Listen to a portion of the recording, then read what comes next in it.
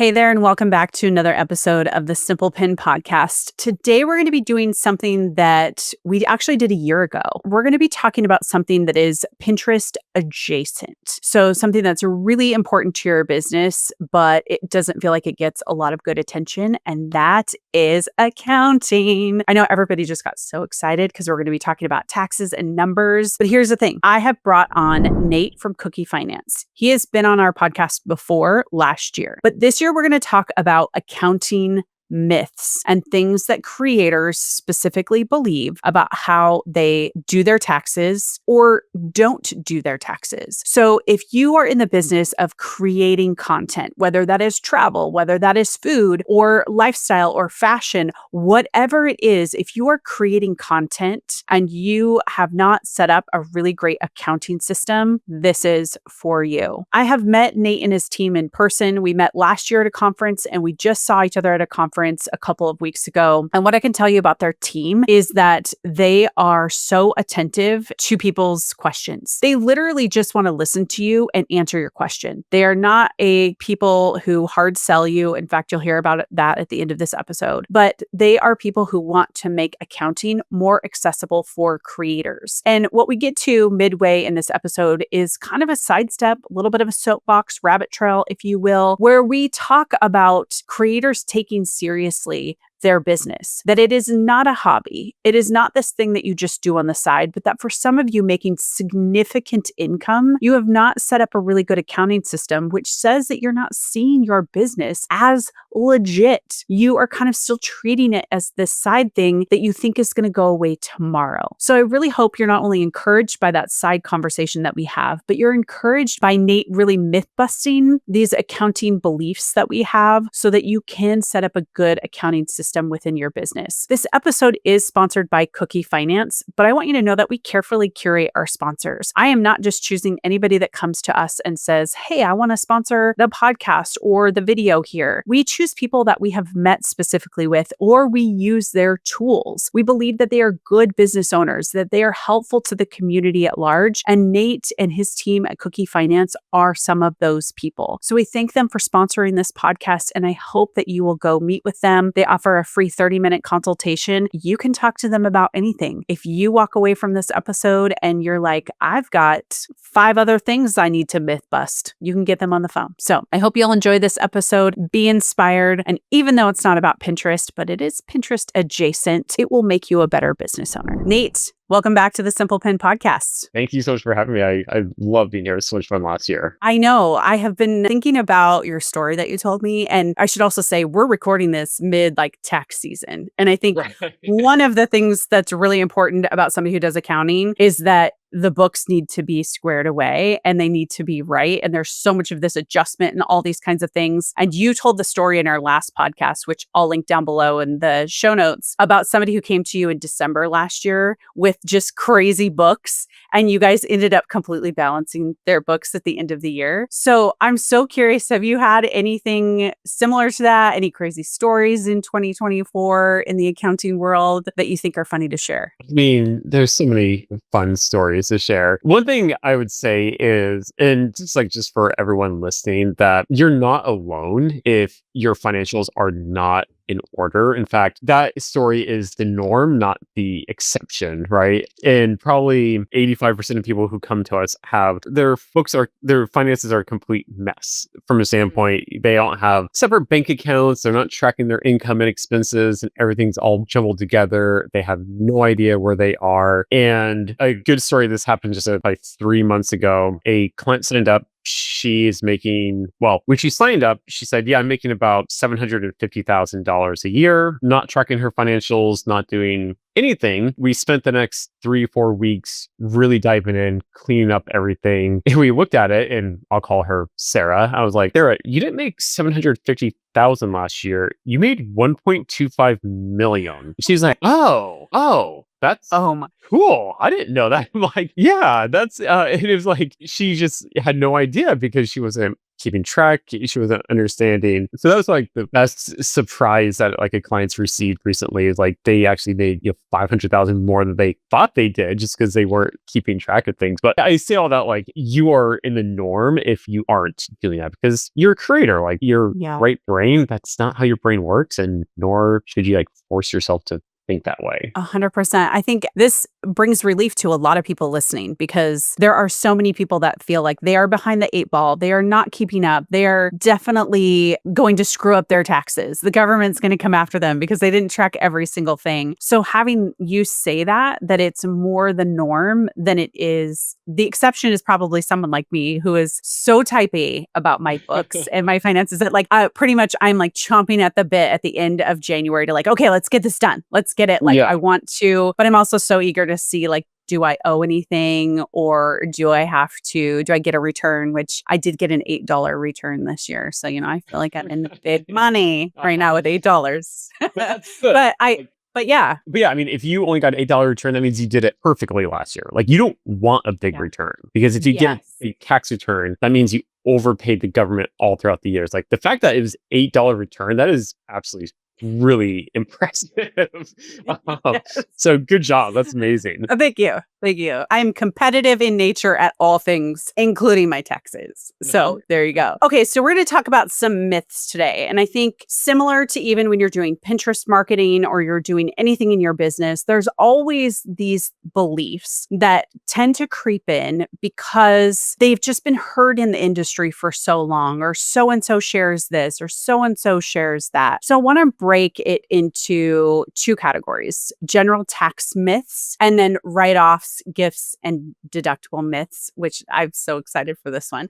But the first one of like general tax myths, let's start with myth number one, which is I only pay taxes if I make a certain amount of money. Talk to me a little bit about that because I've heard that before from people too, that, oh, there's this threshold. I don't have to report it. It's just like a hobby. It's not a big deal. So I'm just not going to report it. Yeah, something that we hear a lot too. In fact, I just did a couple of TikTok React videos where there were multiple creators out there who are like, oh, if you're earning less than $5,000, like per the IRS rules, you don't do it. I'm like, whoa, hang on, wait, what rules are you quoting here? So, like, to dispel the myth, every dollar you earn, you have to report. And a good example that probably a lot of people will see is if you have a savings account, at the end of the year, the bank will send you a 1099 and it'll say exactly how much you earned in interest, even if it's $4. You still have to report that $4 of interest on your tax return. Even though it was $4 and you might only owe $1 in taxes, you still have to report that $4 on your tax return. And it goes with, as a creator or business owner, that no matter how much you make, there is no minimum threshold for reporting and paying taxes. Now, where I think people get confused is if a brand or company, they will not send you a 1099 if you earned less than $600. So if a brand only paid you $500, then they're not going to send you a 1099. So some people think, okay, well, they didn't send me a 1099, so I don't need to report that income. The answer is no. You do have to report that income still. Just a 1099 wasn't required. So yeah, short story is every single dollar of income you earn, you have to report. Very interesting. I have believed that before too, especially that $600 mark. I was like, well, if you make $600 or less, you don't have to report it. But it stands to reason, given your example of the interest statement on your savings account, you still have to let them know. So thank you for clearing that one up for me too. Okay, so this is number two. And I believe that when I started my business, I 100% believed this. And that is you only need to pay taxes one time per year, April 15th. That's when they are due. You don't have to pay taxes outside of that. Talk to me more about that. Yes. So technically, it's true. So I'll use the example of working a normal W-2 job where you get a paycheck. Out of every paycheck, you'll see that your employer automatically withholds federal taxes, state taxes, Social Security, Medicare. They take that, they submit it to the IRS and Social Security Administration and the state on your behalf, and then you get the net amount. And then at the end of the year, you do a tax return and you see, you kind of true it up. here's how much I submitted in taxes and here's how much I actually owed. Do I get money back or do I owe some money? So that's a normal W-2 job is every single paycheck you're required to withhold money, submit it to the IRS. Well, as a business owner, as an entrepreneur, creator, no one is withholding those taxes on your behalf. And so what the IRS says is we really want that money now. If you worked a W-2 job, you'd be giving us that money every 2 weeks. We would really like that money quarterly. Now, it's not required. You're not required to do those quarterly payments. You can just pay all those taxes at the end of the year. And the IRS says, great, Kate, that is fully fine. Feel free to pay those taxes at the end of the year. But because we really wanted that money quarterly, we are going to charge you 8% interest on everything you owed us, plus penalties and fines on top of that. So that can then add up to thousands of dollars of interest and penalties you're paying. And what's really interesting is the very first comment I get from people is I've never had to pay those penalties and interest before. Like I've never been charged, even though I haven't made quarterly payments. And my response is you actually have without actually knowing it. And so for anyone listening, like when you get home, take a look at your last tax return if you fall within that bucket. And on the second page of your 1040, at the very, very bottom, automatically on the tax return, it calculates the interest and penalties that you owe underpaid for not making those quarterly payments. And then it's just wrapped into that total tax number you owe the IRS. So got it. You most likely, one client that we were just chatting with, she said the same thing to me. She's like, I've never had to pay those. I opened up her tax return. Like last year, you paid $3,500 in interest and penalties. Here it is right here. She's like, oh, shoot, I did not know that. So once again, it's very sneaky. You probably didn't notice it, but we highly recommend you just make those quarterly payments. It's not required, but unless you think you can make more than 8% somewhere else plus fines and penalties, like just make those quarterly payments. Right. And that I always say like the government's going to get their money whether you want them to get it or not. So, I mean, it's in there and it's built in. And that is a huge thing to pay attention to. And I love that you pointed that out to your client because it's so easy to not see. It's so easy to just look at that final number and be like, oh, I paid on April 15th. And I think especially for people who go from a W-2 job to entrepreneurship, to being an independent creator, there is a lot to learn about the differences in that because your point, right? Like they're just taking it out of your check. And so there isn't that need, or actually they don't have access to take it out. Yeah. And you're getting paid. Whereas the W-2 is run through a payroll program. It's automatically coming out. My daughter is working her first job and she got her first paycheck and she was like, wait a minute. Like what? They took $200 and I was like, yes, they did. Like now you're seeing the discrepancy. Whereas when you work on your own, it's very easy to overlook those things because you see $1,000 payment, you don't see it dropping by 20% and going, okay, I'm going to take that out and go pay the government that. So I love that we're tackling this because it's easy to believe once a year, one and done, and we're not getting charged, which I think this actually leads to myth number 3 kind of in this space is that you can avoid taxes by calling your content creator business a hobby. Like it's not actually a business. We're just going to call it something different. It's just something I'm doing for fun. And so why do I have to pay taxes? Yeah. I've definitely heard that argument before as well. And what the IRS says is that's great. If you want to consider yourself a hobby, then you can do that.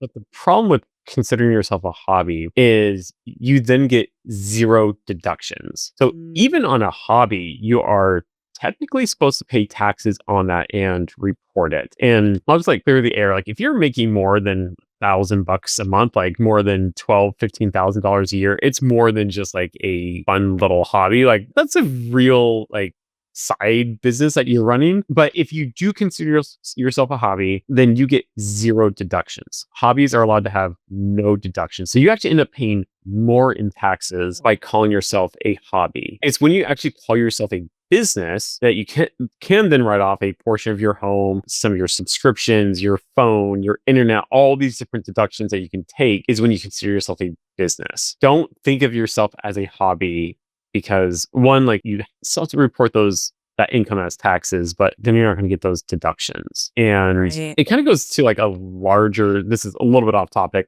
We can get back to the myths, but this really came home to me. You and I were at a conference a few weeks ago, and I was talking with one creator, and as we were chatting, she said, "Oh, it does like this. My content business, it's more of a hobby. It's like just like a side thing." And I was like, "Okay, well, how much are you making per month?" I was expecting, a few $100, maybe $1,000. She's like, "Yeah, I'm doing like $12,000 to $15,000 a month." I was like, "Okay, hold on a second."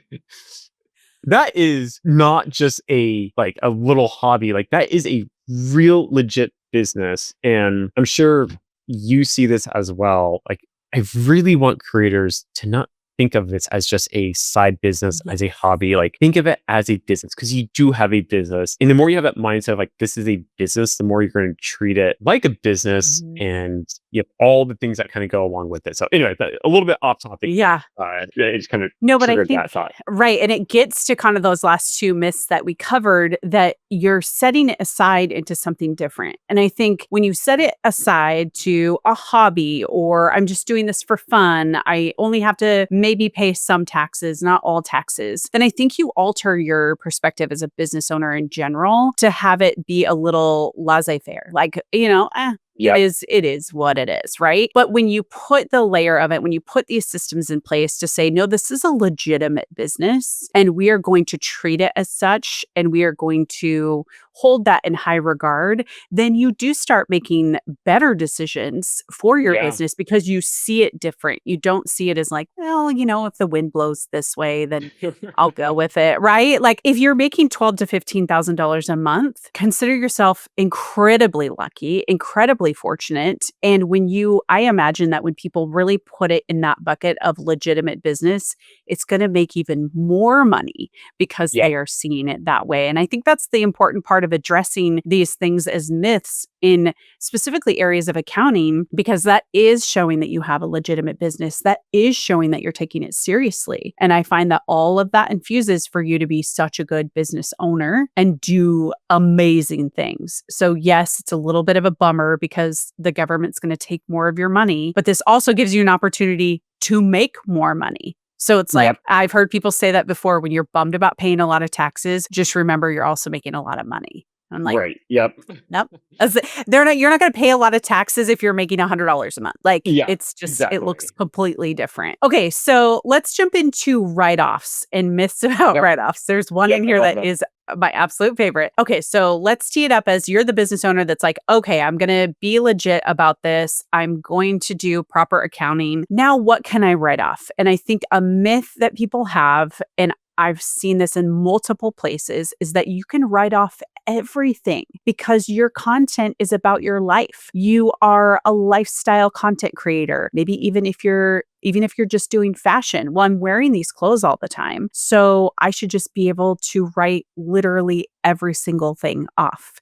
True or Right. false? False. Definitely false. Unless you really want to get audited, then like don't do that. So how the IRS, well, let me go back to the tax rules. And I talked about this last time. Is the last time that the tax code was fully overhauled was in 1986. So it's been 39 Years. years, almost 40 years. The year I was born. So next year I hit my big 4-0. Congrats. Thank you.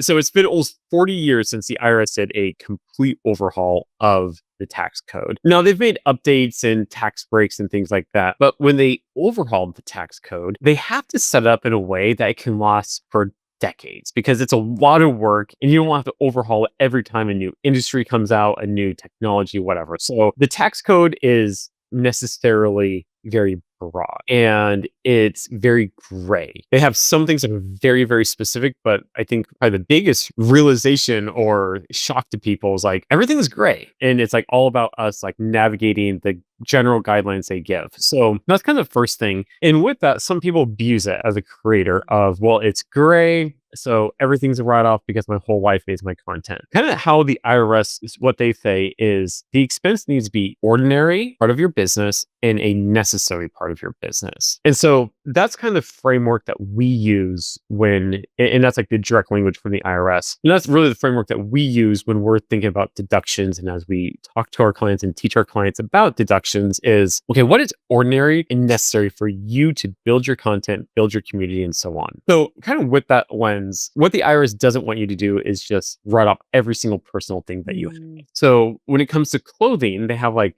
fairly strict guidelines around clothing. If you're a fashion creator and all of your money is made from affiliate links with Amazon or LTK, something similar like that, then that's easy. Every single piece of clothing that you're buying that has an affiliate link, you can write that off. Like that's easy. Right. Now, to your example, if you're just a lifestyle creator, you don't necessarily have like affiliate links tied to every single outfit, then what we advise our clients, like just write off the outfits that you're buying for a specific shoot. Or maybe you're doing some type of brand partnership and you need to have like a certain type of style or whatever. Those are clothing that you can write off, not just like your everyday, hat and shirt and your PJs and like these cool new shoes. The IRS would definitely look at that and be like, like that is definitely not like a necessary part of your business. So that's kind of like the lens. Same when it comes to like the home deduction. Some creators like, well, my whole house is used for recording, so I want to write off my entire home. And you're like, no, I don't know if that's a myth we're going to get to, but I'll say that one if it is. So ordinary and necessary part of your business. Definitely there are personal things you can write off that most businesses can't, but don't go so crazy that you're writing off every single piece of your life, because that's just like asking for an audit. Right. And nobody wants to be audited. We've had friends that has happened to, and it's a miserable experience. Yeah. Well, and actually, this does jump to our next myth, which is I can write off, this is specifically for travel creators, I can write off my entire trip because I posted a photo about it. So if I go to Portugal, if I go wherever, I can post on Instagram once and I can write the whole thing off. Yes. Oh my gosh. Yeah. We've definitely had people try to argue that with us. And we're like, look, if you really want to do that, like that is up to you. But so here is our guidance on travel creators. It's a lot easier to justify it. But I'll kind of talk about a broader is what you really want to show is that significant content was produced as a result of the trip. And you can always think about if we are going to Las Vegas for a conference. Obviously, like the main point of the trip is the conference, but there's going to be fun, right? Like at night, you might go do karaoke. We might go do a fun dinner, whatever, and go see a show. Like there's going to be some fun things in there, but like the purpose of the trip was business related. So you can write off a lot of that business trip, right? So it kind of goes same thing for a content creator, that as part of the trip, you want to produce some really good content as part of it. And the example I like to use, I have 4 kids. I'm one of those weirdos with like 1,000 kids. We have 4 kids. So I'm a travel creator. I'm going to Disney and I want to write off that trip. How that might look for me is not just one picture. That's not significant content. Once again, if you're audited and the IRS is like, well, show me like, how did that drive your business? It's going to be hard. But if before the trip, I'm an Amazon affiliate, I'm like buying all these like cool travel gadgets and things like that, and I'm reviewing them, posting them, and here's how we pack, and here's how we're going to keep our kids entertained during the long road trip, and you're documenting the whole road trip down to Disney and your experience during Disney, and you have a blog and all these different things. You're posting reviews, and after the trip, you're kind of like doing a postmortem after the trip. So as part of the trip, you're gaining followers or subscribers, you're gaining views, you're gaining engagement. It's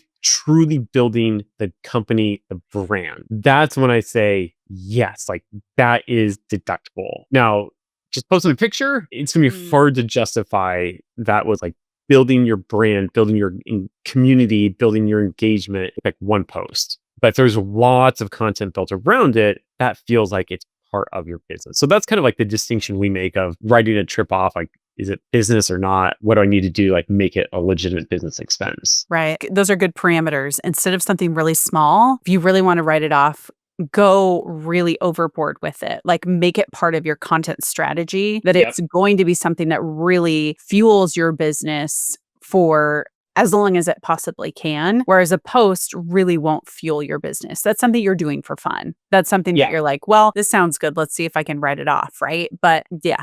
You can. Yeah. So, And it's hard as a creator, right? Like sometimes you do just like want to relax and not post for a whole trip. In that case, that's great and take a personal family vacation. But it kind of goes back to like you're putting your business hat on. You're like, okay, yeah. if I really want to make this a deductible expense, then I need to treat this as a personal trip. Like it is fun for me, the family, but I also need to like have my business hat on of how can I also make this a business trip? And you're thinking about it in that way. How is this growing my audience and gaining followers and views and everything else? Like that's how you should be thinking that way. But if you truly just need a trip, then go take that, but just don't try to write it off.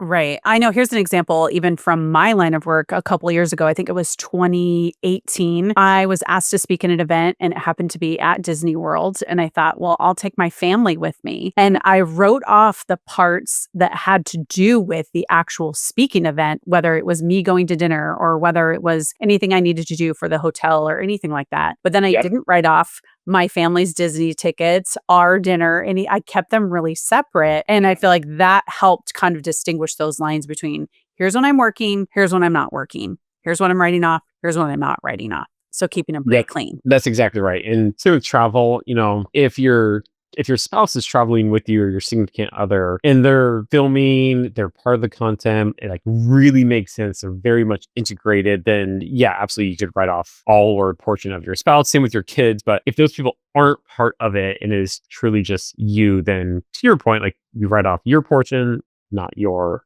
family member's portion. Yeah. Okay. This last myth is my favorite. And I think Okay. actually, like, it's a funny one, but I really think it's actually very true for people in the creator industry that do a lot of video work, that do a lot of these things where you're going to see your face or your body or whatever. And the myth is filler, Botox, and plastic surgery are Mm. deductible. And before you kind of answer this, I want to say I think this goes along a little bit with the clothing piece too, is that I'll just speak from a woman's perspective because I am, is that when we are having to do so much that is visual all the time, there is that temptation, especially as we look at other women and we see how they look, to say like, oh, I need Botox, or oh, I need to make sure I'm keeping up this presence. And you can easily attach that to your business. Mhm. So I actually don't know what your answer is going to be. I think I know, but I'm curious, like, can you deduct those things because of the forward-facing nature? Does Okay. government care?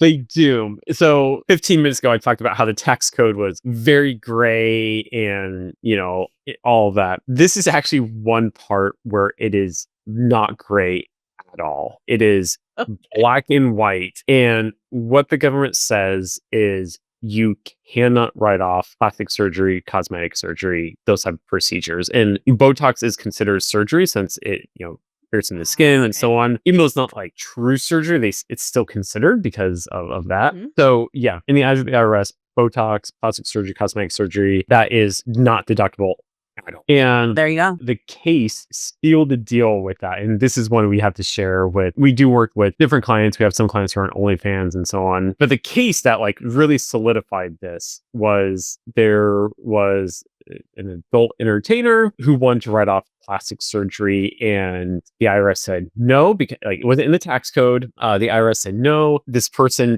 like took it all the way up through the court system, and ultimately like the final court ruling was like you can't prove that like you used this 100% for business or like Right. majority for business. And so like that was the kind of like the final nail in the coffin of like you can't do that. This was a person who more legitimately could have written it off, and they're like no. So any of that unfortunately is just not deductible. There are other things in your personal life you can deduct, but that's one thing. It is black and white. It's been taken through the courts. Like you can't write that off. Yeah. Well, I mean, I can appreciate that, right? Like you said, when the tax code is so gray, we do rely on these cases that do make it black and white so that we can make better decisions. And we kind of, the guardrails are there. Whereas in the initial thing, there isn't guardrails. So we're kind of left to kind of use our own judgment, and whether or not you're a risk taker or you're risk averse, you then make the decision based on that. But something like this, you're like, oh, there's the line. Like you can't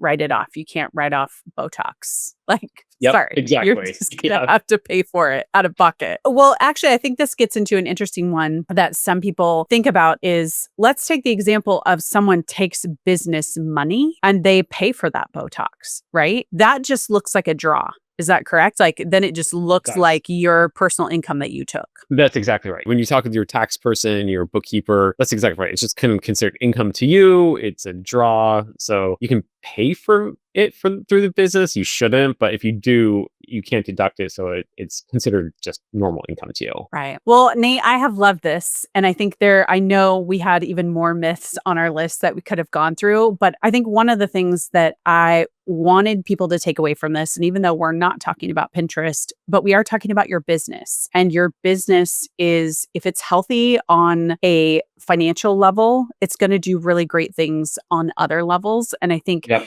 accounting and tax prep is such a big part of that, that when people, and I have felt this before, feel overwhelmed with something, they tend to bury their head in the sand. And when they do that, they make a lot of mistakes that can be really costly to them, to where down the line they are paying penalties and fees, or they do get audited. So tell me a little bit about where people can go to connect with you, or even just have a call with you to see if you're the right match for them. Yeah. So if we make it really easy, if you just go to our website, cookiefinance.co, schedule a call with us. We do 30-minute free consultations. We're not going to force you, pester you to signing up. We really are here to just chat with you. You can set up for a call. We are more than happy to just take 30 minutes walking you through. You can go as deep as you want during those calls. We can walk you through your very specific situation, what's going on, and get that clarity you need. A lot of people will do that, and they will get that clarity, and they're like, thank you so much. So yeah, feel free to just go on our website, cookiefinance.co, book a 30-minute call for us. It's free, and we're more than happy. Once again, we're not going to try to like sell you to death on our services. Like, we're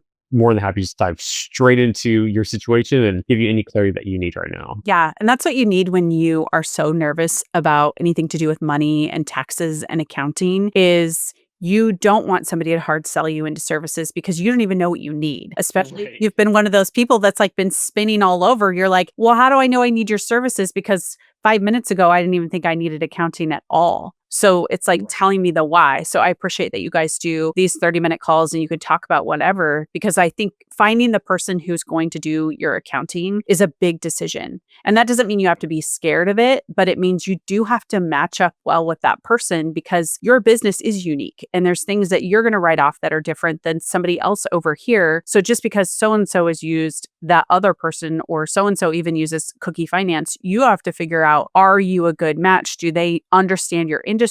And when they do and help you feel relaxed, then that's the person that you choose. And so The big thing with that, like the biggest thing we hear is like, oh, I've just been using, my dad's accountant, and he's been using that same guy for the last like 30 years. And it's like, if it works, that's great. But to your point, like, work with someone that you feel really comfortable with. I was just talking with someone the other day, and she's like, it feels like my tax person hates me, but my whole family uses the same tax person. And so like, I'm really nervous to like leave him. I'm like, you don't want to be in that situation. Like, you should feel so comfortable with your accounting team, and so like, find the right person who works with your business. It's a great partnership that can really help you. And, I think to your story, it's a little bit how women feel when they switch hairdressers, is they feel really bad about it, but then they know their hair looks like crap. And so they know they need to switch. I feel like that's kind of the same way with accountants, that like is your dad's or your mom's accountant, where you're like, well, everybody uses them and I feel like they're going to be mad at me, but like, it's at the sacrifice of your business. It's at the sacrifice of getting really, really good information and not having to be audited or pay penalties. Like, pull off the Band-Aid and just jump ship. Like, just do it. I know it's real tough. Well, Nate, thanks so much. And for those wanting to do the 30-minute consultation, we will leave the link below so you can go click on that and book it now. Even if it's even a month out, go ahead and do that, because if this has inspired any type of just curiosity, or you are wondering about other myths, that would be a great reason to book a call too, is if you're like, well, I've heard this from 5 people. I just want somebody to tell me if it's true or not. That's a great reason to book a call, because you don't want to continue to believe something that's not true and then find out 2 to 3 years down the road that you have been making this huge mistake in your business the whole time. And that is not Yep. to scare you at all, but it is really to what we were talking about in the middle of this episode. Like, you're a legitimate business. Treat Yeah. it as such and make wise decisions in these areas. And honestly, like, once I have let my accounting go to somebody that I trust, I don't think about it because I Yeah. don't have to think about it. So it's one less thing on my mind and within my mental load to where, oh, now I can focus on my customer service. Now I can focus on my marketing. I don't want to think about accounting, like 0.000. I'm obsessive about it, but I don't want to think about it at all. So Yep. that's my little like soapbox there moment. But again, Nate, thank you so much for joining me again today. I really appreciate it and look forward to all the people that you're going to help them myth bust their accounting myths. Thank you so much. Appreciate it.